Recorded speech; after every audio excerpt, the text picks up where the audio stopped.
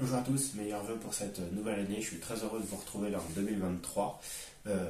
Voilà, l'idée est de faire un petit bilan de 2022. J'ai commencé la chaîne assez tard dans l'année, mais j'ai quand même fait pas mal de choses en 2022. Et notamment, je m'étais fixé des objectifs. Donc on va essayer de balayer ces objectifs, voir ceux qui ont été atteints, ceux qui n'ont pas été atteints, un peu le pourquoi de pas ils ont été atteints et si on les reconduit en 2023.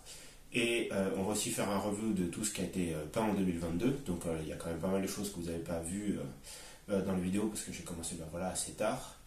Et on va aussi se fixer les objectifs 2023 et commencer du coup la nouvelle année sur les chapeaux de roue en peignant, en construisant, en imprimant. C'est parti. Encore une fois, meilleurs vœux, meilleure santé pour cette nouvelle année. J'espère que les fêtes se sont bien passées. Moi j'ai eu de la chance, entre guillemets, j'ai réussi à ne pas agrandir ma pile de linge. J'ai même un petit peu réduit dans les vacances. Donc je suis très content. C'est parti, on passe sur mon ordinateur pour regarder mon tableau d'objectifs.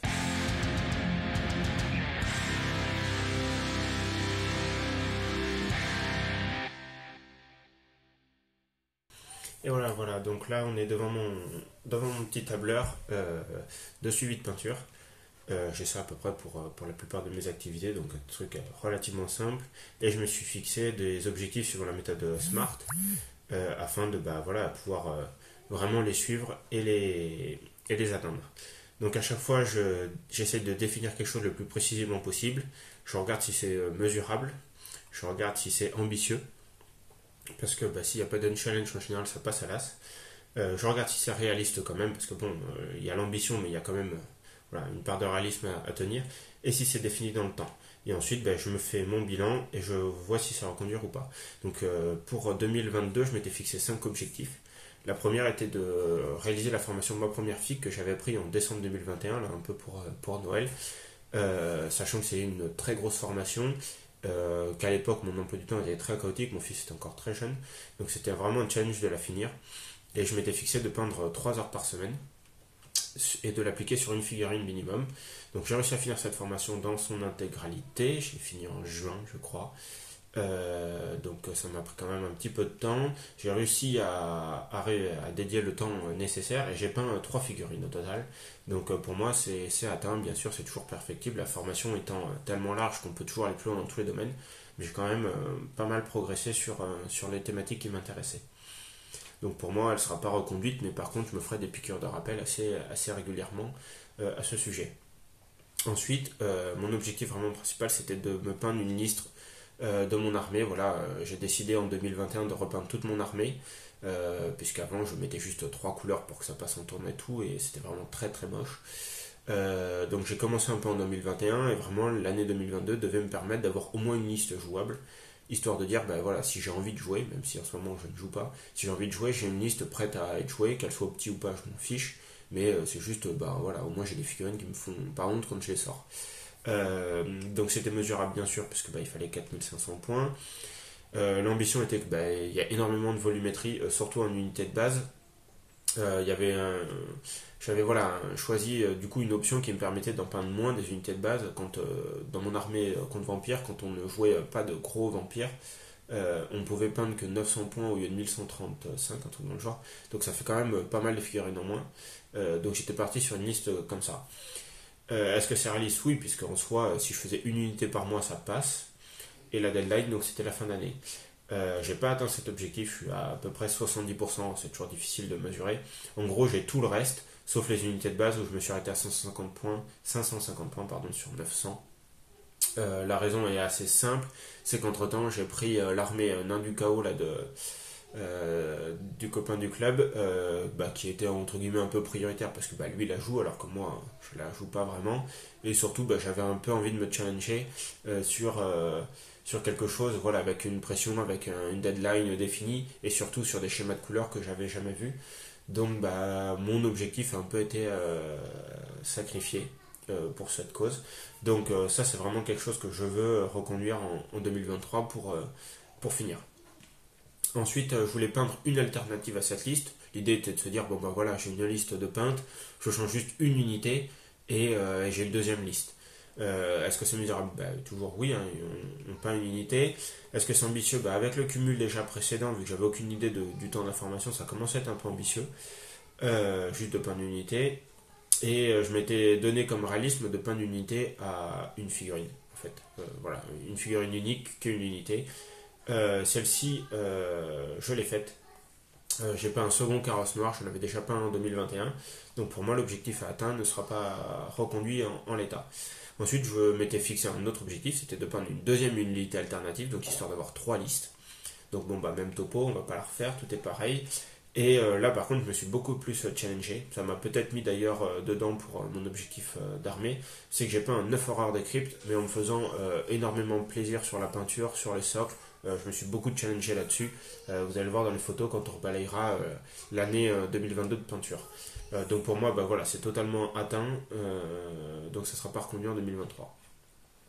Et je m'étais fixé un dernier objectif, c'était vraiment pour moi quelque chose que j'aimerais faire, c'était peindre une figurine pour l'octopainting. J'ai découvert voilà, ce tournoi en 2021, c'est vraiment ce qui m'a motivé à apprendre à peindre. Hein. J'ai voulu apprendre à peindre vers juillet 2021 grâce à Squidmar et ses vidéos qui m'ont vraiment inspiré. Et ensuite, bah, j'ai enchaîné, j'ai cherché, je suis tombé sur l'octopainting et je m'étais dit, bon bah voilà, avec la formation de ma première figue, j'y vais. J'ai fini la formation de ma première figue très tard, donc en juin. Et entre-temps, ben, j'avais pris l'armée nain du chaos qui m'a pris jusqu'à début novembre. Donc en fait, j'ai pas eu du tout le temps de consacrer à ce projet qui est totalement passé à l'as. Et en plus de ça, même après formation, même avec mon niveau actuel, je suis même pas certain d'avoir le niveau débutant de l'octopainting. Le niveau est quand même relativement haut. Donc c'est pas un objectif que je vais reconduire à court terme, pas en 2023. On verra les raisons tout à l'heure dans l'année 2023. En termes de peinture, qu'est-ce qu'il y a eu? Donc en 2022, en tout, j'ai peint 78 figurines dans l'année. Donc c'est correct, honnêtement, je trouve ça très bien, ça fait plus d'une par semaine, sachant que je ne m'étais pas fixé d'objectif de volumétrie, donc je suis assez content. J'ai commencé par Huile ou Funeste. Alors, en toute transparence, ils étaient même commencé fin 2021, puisque je crois que j'ai commencé le 29 ou le 30. Là, vraiment, gros challenge sur les socles. Je m'étais dit, bon, bah voilà, les loups, je sais pas trop comment les peindre, mais en tout cas, on va faire des socles vraiment classe. Ensuite, j'ai repris un carrosse noir. Là, le gros challenge, c'est que c'était une pièce que j'avais imprimée, mais qui s'était mal passée, bah, comme à peu près toutes mes premières impressions, bizarrement. Et j'ai décidé, bah, c'est pas grave, j'en fais quand même une figue. Donc j'ai récupéré des rabios à gauche, à droite, un essieu par-ci, une roue par-là. Du coup, j'avais pas de. Comment on appelle ça, celui qui mène les chevaux, là de coachman, là, je sais plus comment on dit en français. Du coup, j'avais une vieille momie avec un fouet. Je sais plus si j'avais le fouet de base d'ailleurs. Et j'avais pas de vampire dans le carrosse, donc j'ai pris une ancienne Lamia. Et j'ai fait tout ça, un petit sol pavé, je me suis vraiment bien amusé. Ensuite, les nuées de chauve-souris. Alors, vous avez vu la dernière assez récemment, mais j'en avais fait déjà deux en début d'année. Donc, bon, bah voilà, j'ai rajouté le petit 3 pour pas faire une nouvelle ligne. Ensuite, pour la formation, j'ai peint Minsk et Bou, donc Bou qui est le petit hamster sur l'épaule de Minsk, Tritz et Acerarat. Donc, ça j'en suis très content. Et en fin de formation, la rôdeuse à l'arc qui se comparait à la rôdeuse à l'épée que j'avais faite en juillet 2021. Ma plus grande fierté peut-être à ce jour, les horreurs des cryptes. Vraiment, voilà, gros challenge là-dessus. Socle sur mesure, donc j'ai dessiné des socles avec des formes pour faire des marais, donc ils sont tout creux, j'ai coulé la résine, donc je crois que c'est la première fois que j'utilise la résine. Ouais, sûrement. Imprimer tous les champignons, donc tout est fait maison en fait, hormis les figurines qui sont bah, voilà, des figurines. Et encore, j'en ai beaucoup réparé, il y en a qui ont des têtes d'or, il y en a qui viennent de Mantic, du Game Workshop. Là, voilà, je me suis vraiment fait plaisir. J'ai rajouté deux petites goules. Vraiment, ouais, gros projet. Ça m'a tenu pas mal de temps, mais j'en suis ultra fier. Je voulais vraiment mettre le paquet sur les horreurs de crypte, puisque en Battle V8, c'était mon unité favorite.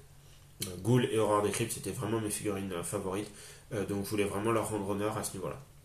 Ensuite, j'ai fait un petit chien de chasse. Là, je voulais suivre un tuto que j'avais vu sur internet qui me plaisait bien en wet blending.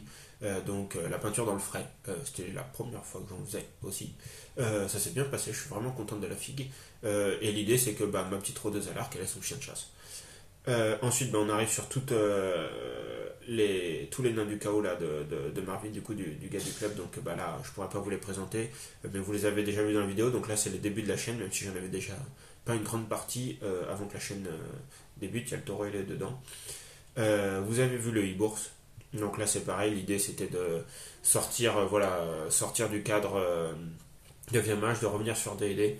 Donc j'ai peint une grosse figurine, les bourses, ça me permettait aussi de finir toute la partie figurine offerte offerte, inclus dans les packs de peinture Army Painter.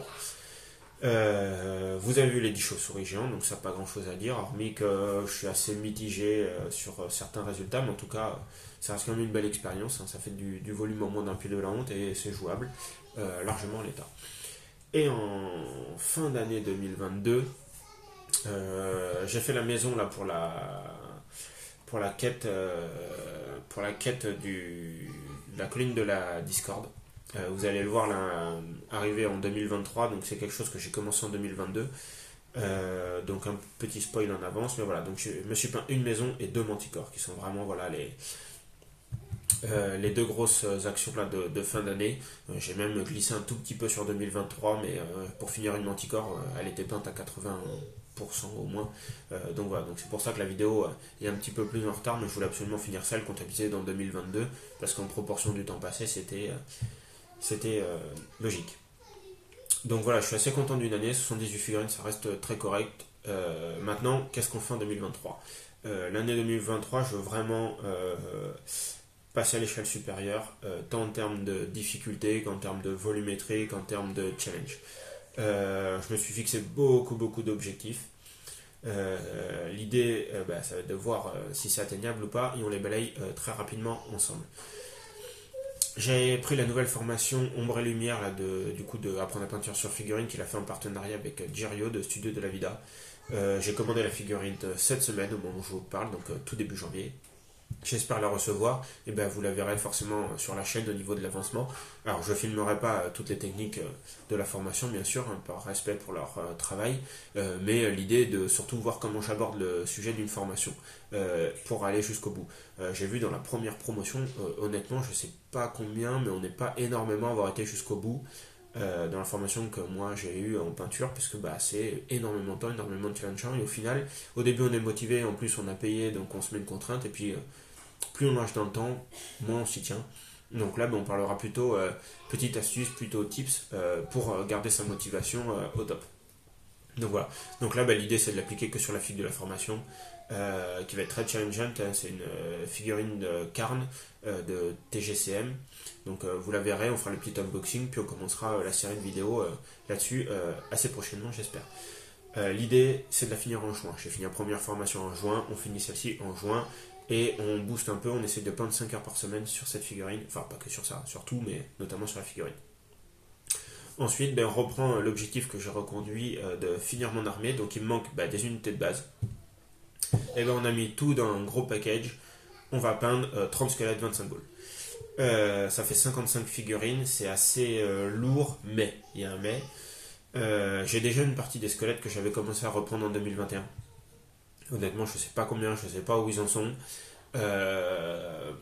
Mais ça devrait aider quand même. Donc ça va déjà alléger un peu la partie squelette. Et par contre, les ghouls, voilà, comme les horreurs de crypte, j'aimerais bien leur faire un peu hommage. Je sais pas trop comment les entamer, mais en tout cas, ça reste mon unité favorite, même si elle est moins forte dans le 9e âge. Voilà, l'idée ça serait de les raccorder un peu aux horreurs des cryptes, mais je peux pas faire de sol marécageux comme là, je peux pas faire des sols creux, ça va pas se voir. Alors peut-être refaire tous les petits pontons, les planches ou les champignons, je ferai. Mais en tout cas, voilà, assez de challenge là-dessus. Deadline très courte, l'idée ça serait de se dire on se débarrasse de l'armée 9e âge à court terme, au moins c'est jouable. Et après par contre on a voilà, tout le reste de l'année pour faire les options ou pour aller plus loin dans D&D. Ensuite, une alternative à cette liste, donc ça, c'est l'équivalent un peu de l'année 2022 où je fais des alternatives, des listes alternatives. Peindre 32 gardes des cryptes en arme lourde. Alors pourquoi spécifiquement 32 et des gardes des cryptes en arme lourde? Parce que en fait c'est des figurines que j'ai dans ma pile de land. Et je me dis on peut faire un beau coup là en se disant on élimine 32 figurines de la pile de land. En plus de ça, ça me fait une alternative à mes listes. Et vas-y, on y va. Go. Donc là pareil, gros challenge, c'est les figurines métal, je déteste les figurines métal, c'était des vieilles figurines que j'avais achetées parce que tous mes gardes des cryptes je les avais montés en arme de base bouclier, donc là j'avais récupéré toute l'ancienne gamme, je voulais aussi pas avoir voilà, toute la même gamme workshop, donc voilà, donc ça c'est deadline fin février, premier projet de l'année, je pense que ça va être ça. Ensuite, je voudrais me peindre 4 Morghast. Alors, les Morghast, c'est des grosses figurines, des grosses figurines squelettiques euh, de l'armée.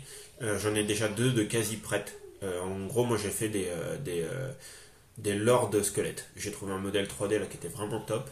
Le seul souci, c'est qu'il n'a pas d'ailes. Je m'étais trouvé des ailes qui étaient bien, mais au niveau des échelles et tout, pour les faire à proportion, j'ai vraiment galéré. J'ai réussi à m'en faire 2. Donc, j'ai un Morghast de prêt, où j'ai que le socle à reprendre. J'ai un Morghast qui est prêt, mais il faut que je fasse le socle et il n'a pas d'aile. Et j'en ai 2 qui sont sortis d'impression il y a quelques temps, il y a peut-être plus d'1 an, 2 ans. Donc il faut enlever tous les supports, tout faire, faire les ailes. Bon, ça clairement, ça sera encore une nouvelle alternative. Je me suis laisse toute l'année 2023 pour le faire. C'est toujours bien de vider la pile de land de 2 figurines de plus, mais en soi, j'en aurais pas besoin pour jouer. Je commencerai à avoir une liste complète et 3-4 alternatives à cette liste. On arrive sur la pile de land. Mon objectif, c'est de peindre cette année. Je me suis donné une volumétrie 50 figurines de la pile de land. À titre comparatif, l'an dernier, j'ai dû en faire 25, 27, je crois, j'ai compté exactement. Donc là, on double. Ah non, 19 même. 19, c'est vraiment ridicule. Enfin, ridicule. Voilà. Donc là, l'idée, c'est de faire 2,5 fois plus. Donc, d'où aussi un peu les objectifs en amont. Là, ça en ferait déjà 32 plus 2, 34, quoi. Si on part là-dessus. Donc, pareil, ça, c'est pas un objectif en soi, je veux dire. Ça sera plutôt la conséquence des autres objectifs. Ensuite, on part sur D&D. D&D, beaucoup, beaucoup de défis. Je voudrais vraiment me créer un donjon modulable. Ce que j'appelle donjon, c'est vraiment l'intérieur d'un donjon, au sens château, au sens machin qu'on entend, de 30 pièces minimum.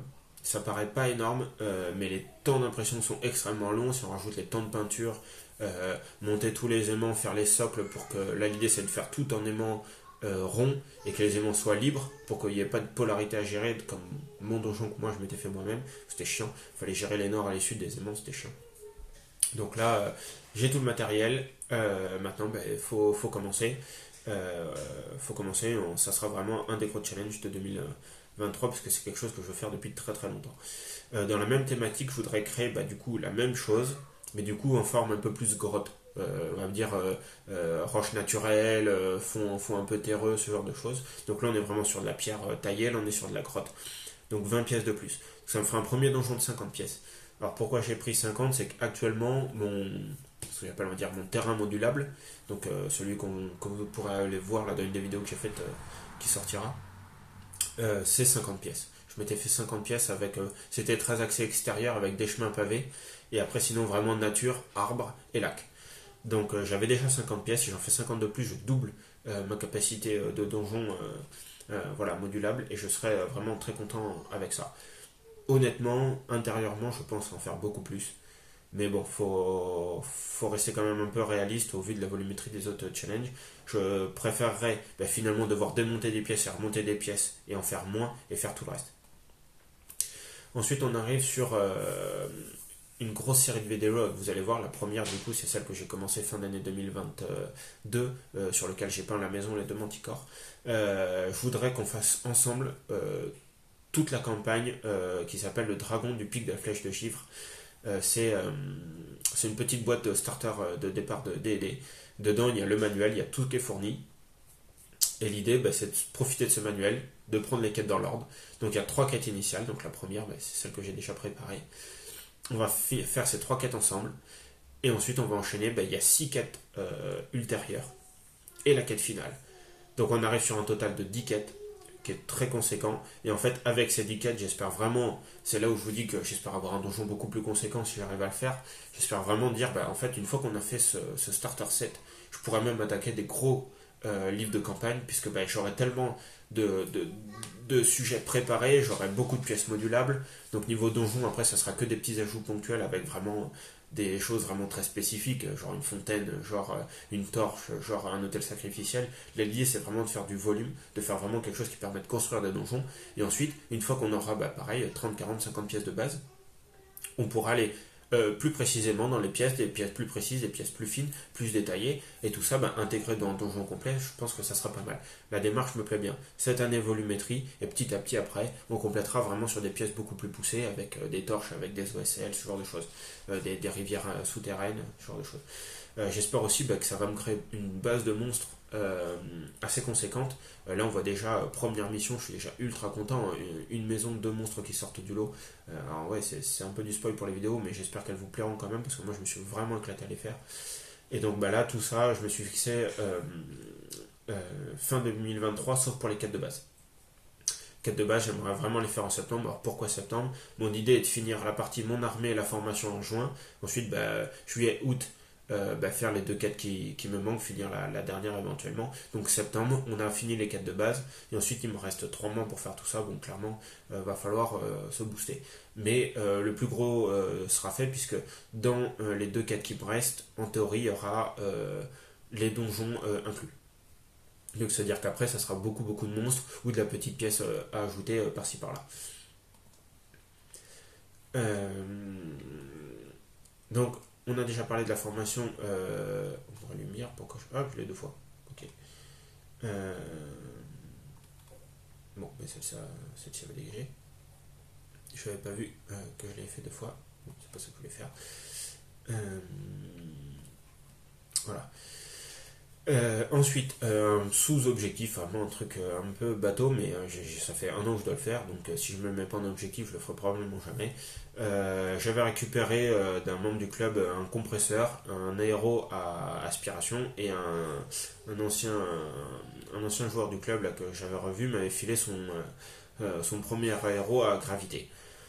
Jamais utilisé, enfin je l'ai mis en marche une fois, ça m'est saoulé. Je sais pas si ça marche, si ça marche pas, si.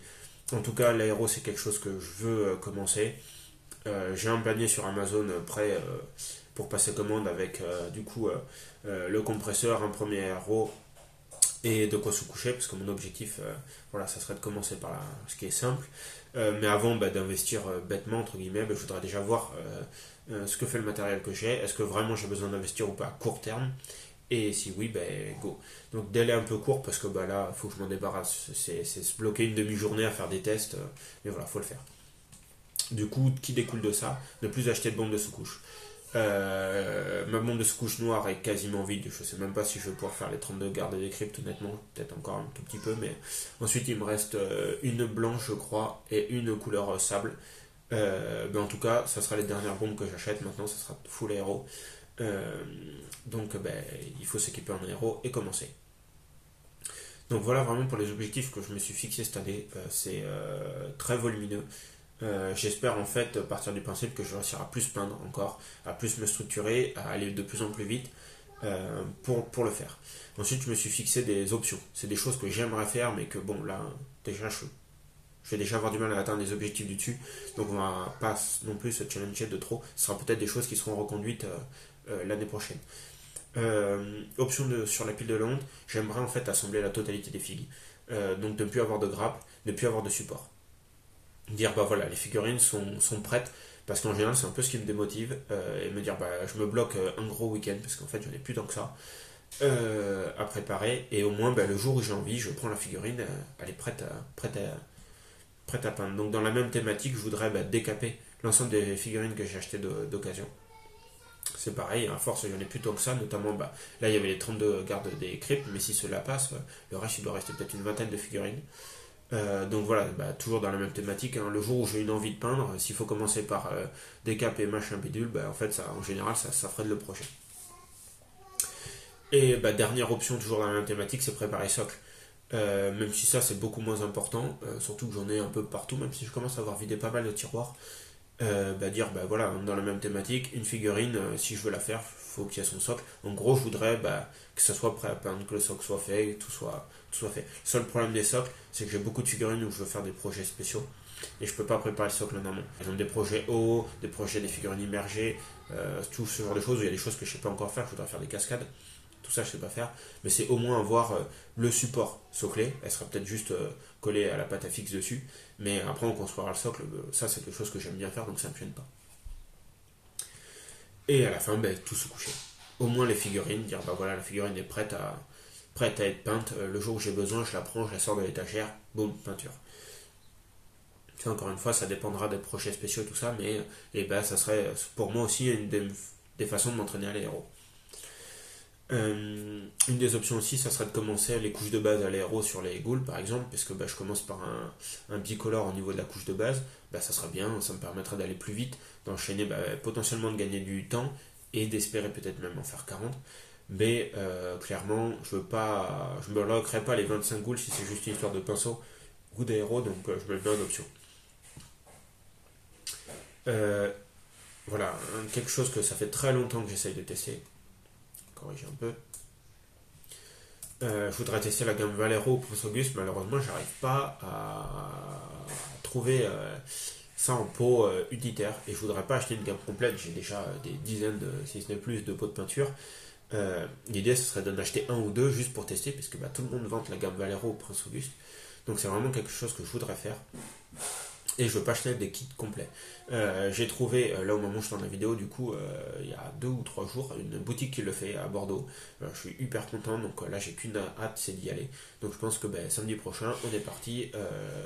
Je vais acheter un ou deux pots. Je pense que je prendrai également la sous-couche, la sous-couche Valero, Valero, tout ça, ça me permettra de tester. Je commence quand même à vider pas mal de pots, hein. Ma gamme Workshop date de 2013-14, donc tout ce que j'ai récupéré dans le pot, donc voilà.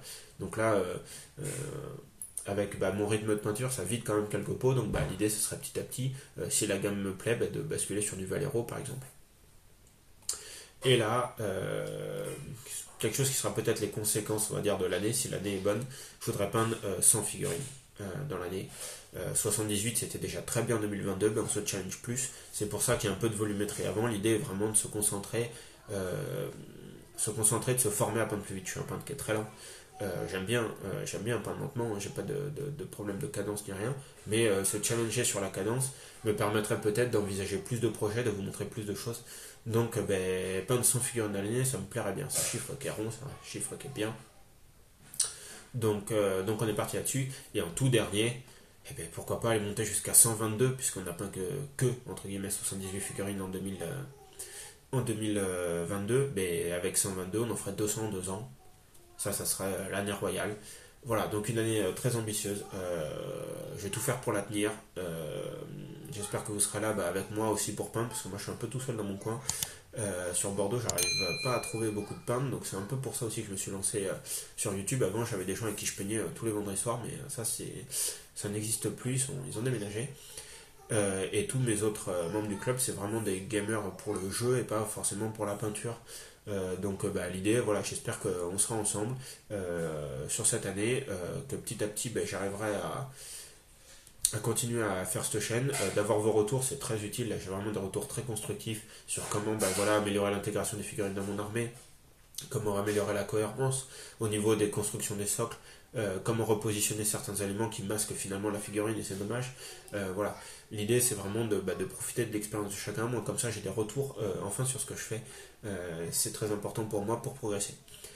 Je vous souhaite une bonne journée, encore une bonne année 2022. J'espère que vous aurez à peu près tout ce que vous voulez. Moi cette année je vis surtout la santé. L'an dernier j'ai quand même pas mal morflé. mais, euh, mais en tout cas au niveau de la peinture je suis plus motivé que jamais.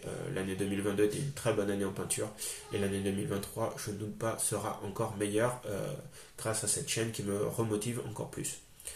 Je vous dis au revoir. Je vous dis un bon ciao et un bon week-end.